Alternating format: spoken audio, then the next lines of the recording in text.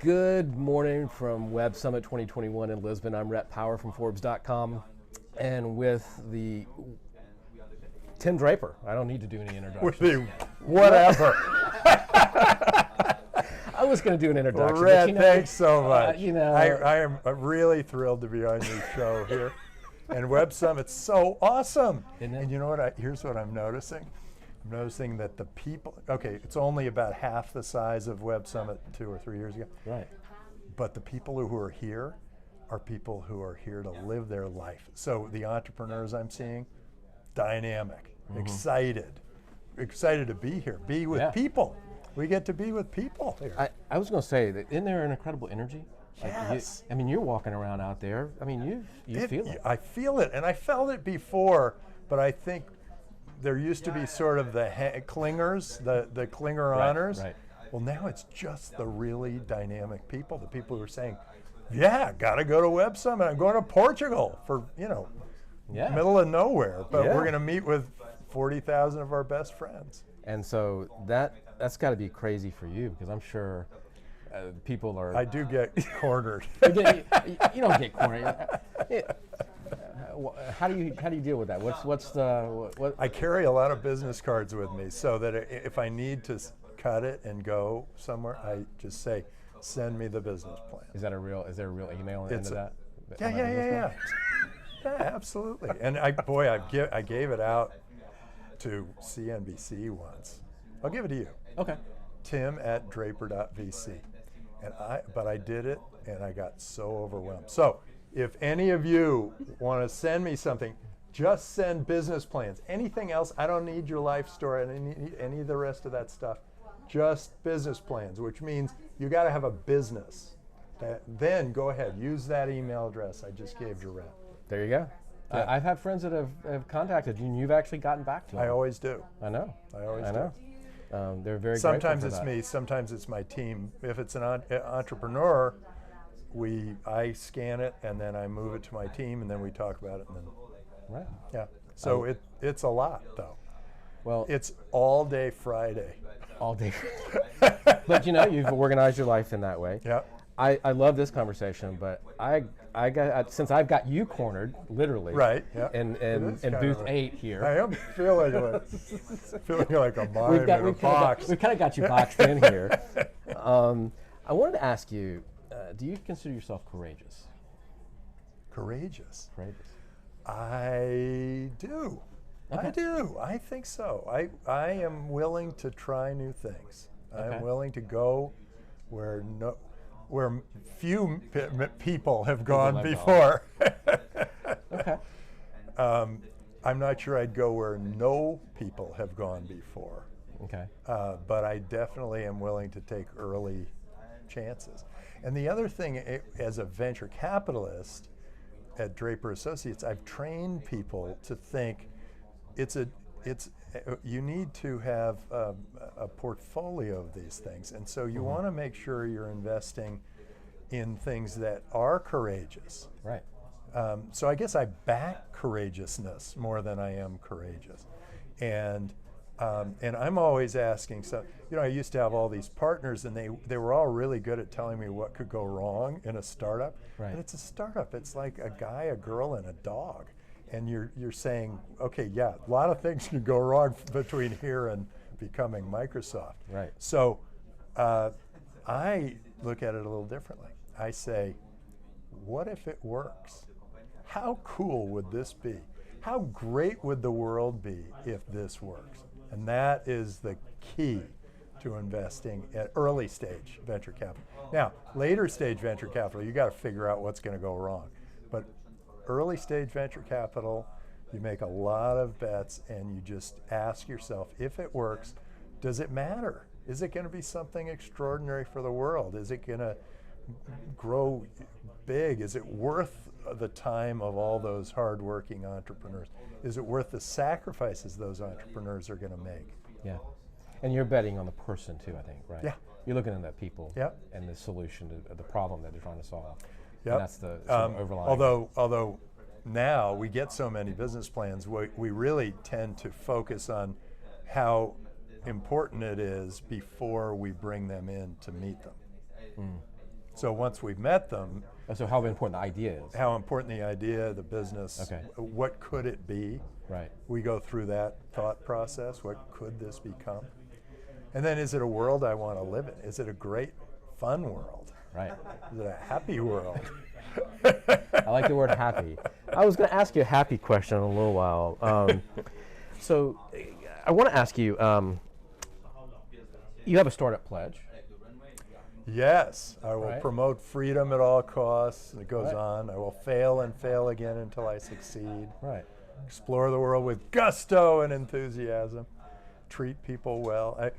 It's been a good it's been a good thing to be help guiding entrepreneurs as they run their businesses. The way we look at the startup pledge, we actually called it the Draper University pledge, but people are using it as a startup pledge, is startups always have a point where it's a fork in the road and they're going, which way do I go? Yeah. And this will help them. It's like make short-term sacrifices for long-term success. All of a sudden they go, I get it. I don't grab the money now. I build the business. I take the long road. I do it the hard way. Something good will happen near the end. And so that pledge is kind of, it's important. You know, I think the most important lines are really, I will promote freedom at all cost, and then all the lines that are tied to trust.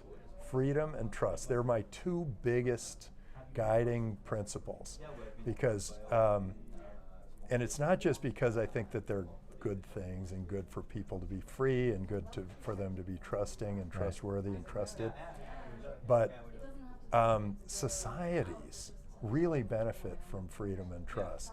And you know, of course, America was free and it grew crazy, and but Singapore was one of the poorest countries in the world and very untrustworthy. And then Lee Kuan Yew came in there and he built trust one brick at a time, and now it's one of the richest countries in the world per capita. Right. And then freedom was so important when when they drew the line between North and South Korea. Right. And North Korea was Marxist, Leninist control, government. Government tells you everything you have to do, and that you just follow what government says, and you blindly do it. And then South Korea was open and capitalistic and democracy and free market. And today, now it's about 70 years later, the average South Korean makes 460 times what the average North Korean makes, and the average South Korean, 70 years later, is 4 inches taller than the average North Korean. That freedom has kept, like in North Korea, they talk about how lunch is the 27 kernels of corn that you're counted out by the government. I met this woman who escaped North Korea, and Yeon Ma Park, she's amazing. Anyway, she looks up at me, she's like maybe 4 feet tall, and I'm 6'4", and she looks up at me, if I had grown up in a free country, I'd be looking you eye to eye. Cutest thing I've ever seen. I love that spirit. Yeah. What's anyway, trust, freedom, and I look and I go, Bitcoin. Bitcoin represents to me trust and freedom. It's like it's a trusted third party. I don't have to rely on the banks and the governments anymore. Right. I can rely on this software program, which is like, you know, so far uncrackable. So very exciting. It is. And then it's going to change governments. And then freedom. Oh yeah. And then freedom. It's going to be the ability to have a currency. It was pretty cool to be able to communicate around the world with, you know, the internet and all the email and all that. Well, now you're going to be able to do business anywhere in the world, from anywhere in the world, and that's going to open the world up. And you're going to see, you know, as people have figured out that this is a better way to govern themselves than they're currently being governed, all those economies are going to boom.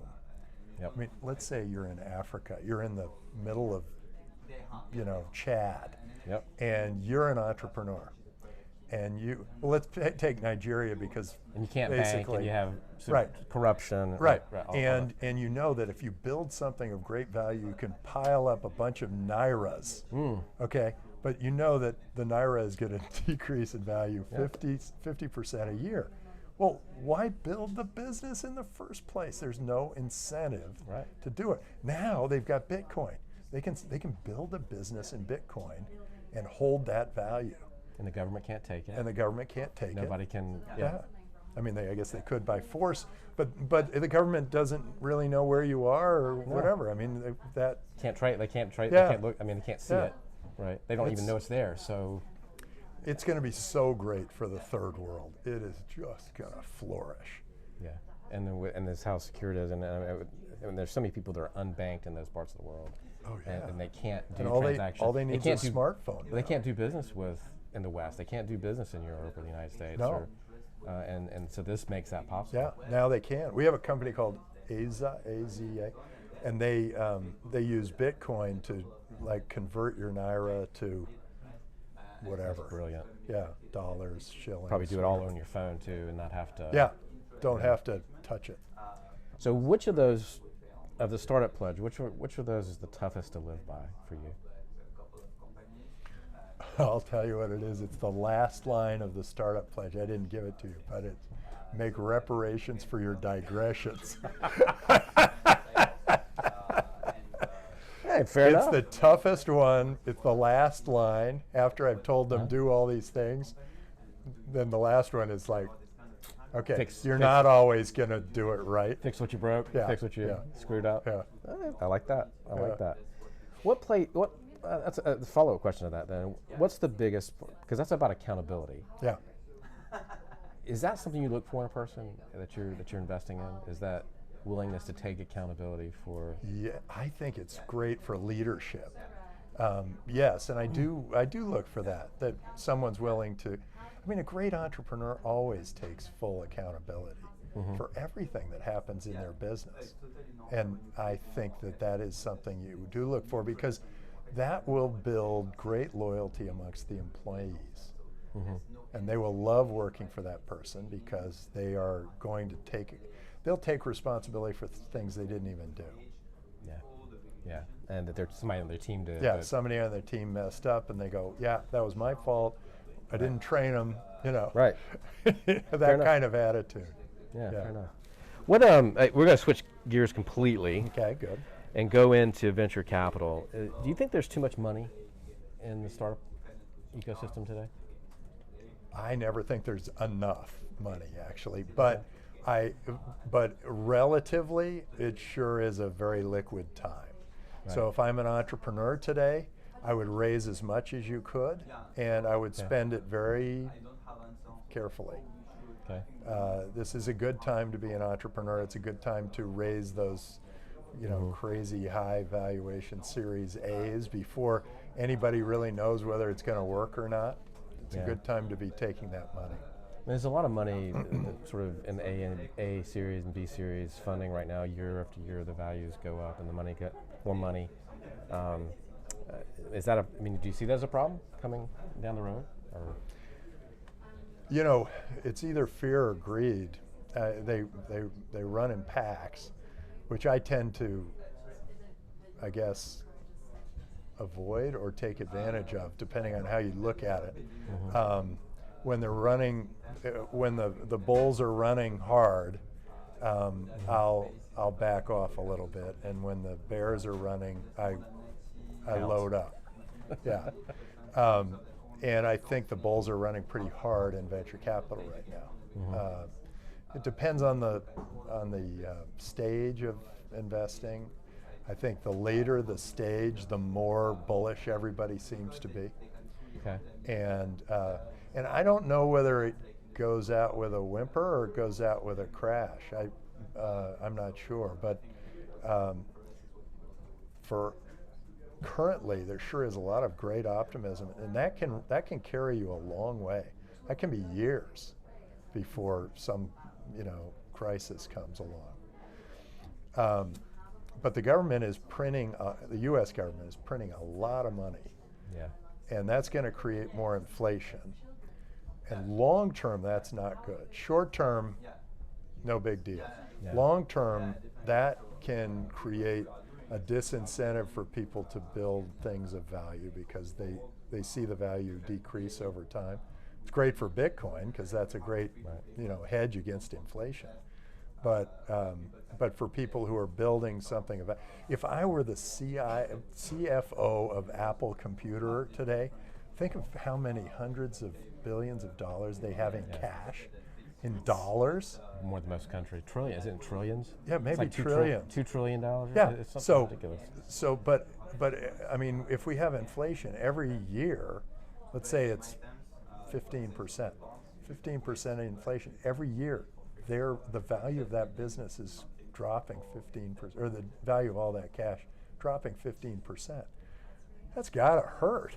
If I would definitely hedge. I would, buy Bitcoin, buy real estate, do something. Right. If I were that CFO, but they're not. They're just piling it up. It's weird. It is.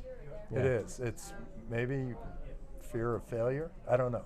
Yeah. Not enough bold thinking in that finance world.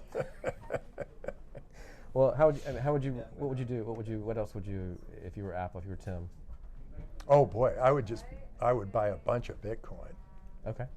Yeah, I would just say, well, look, we got to have some sort of a hedge against this pile of money the government is printing, and we got to do something about this.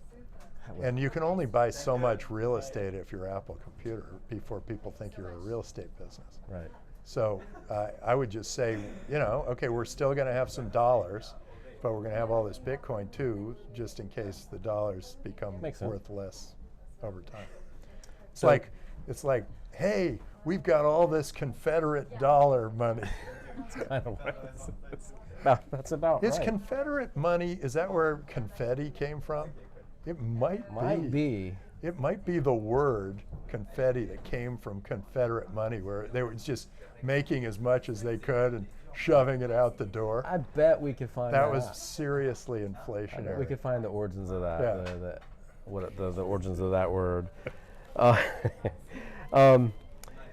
So you ask people all the time, why are you doing this? So I want to talk about the TV show a little bit. I know you're here looking for contestants, right? We have a great thing going for Meet the Drapers. So why we do you have do 12 million viewers. Wow. 12 million viewers. Does that surprise you? Hugely. That was a little experiment. I was sort of thinking, hey, this will be fun. Get to see my dad a little bit more. 5 seasons in? Yeah, we're 5 seasons in. Okay. And 12 million viewers. Unbelievable. I think I have always felt that I want other people to be able to experience what I get to experience, which is interviewing these people who have incredible passion and drive and what it is that they want to, it's what you do. Yeah. But I get to do that, and it's so great that I wanted everybody else to sort of get that and feel it. And we use this crowdfunding thing, which was amazing. You've raised what, is it $11 million, $12 million, or was it $4 million? You've raised a lot of money from it, several $1 million. For entrepreneurs. For the crowdfunding. Yeah, entrepreneurs have been able to raise money in the crowdfunding. Yes, that has been terrific for them. So if you get on the show, it works out pretty well for you. Well, the three of us just actually filmed. We were in a reality show this summer, and you're right. It is a fascinating experience. Do you think that's something that every CEO now has to do? Is to try to get and have an experience like that to help promote their business? You know what kind of got me thinking about it was I met the guy who's the head of the biggest PR firm in the world, Edelman. Edelman, right. And I met him and I said, well, hey, what's your secret to success? And he said, everyone has to be their own their own PR company. Right. Everyone has to be their own press. They all have to do their own thing. And it got me thinking, and I thought, not a bad idea. And Meet the Drapers is starting to generate deal flow, interesting deal flow. Okay. And so that's promising. And, you know, I keep a relatively high profile, and that brings in a bunch of entrepreneurs. And a lot of that I accredit to him, because he suggested that, you know, the way you should really think about this is you are your own media company. Right.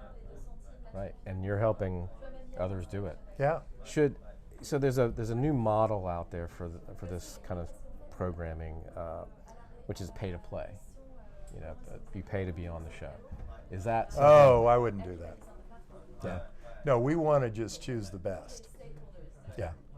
Yeah. And it's really a labor of love for me. Right. Yeah. I'm not looking at it as a, you know, it might be deal flow though. Right. Long term might be good deal flow. Okay. Yeah.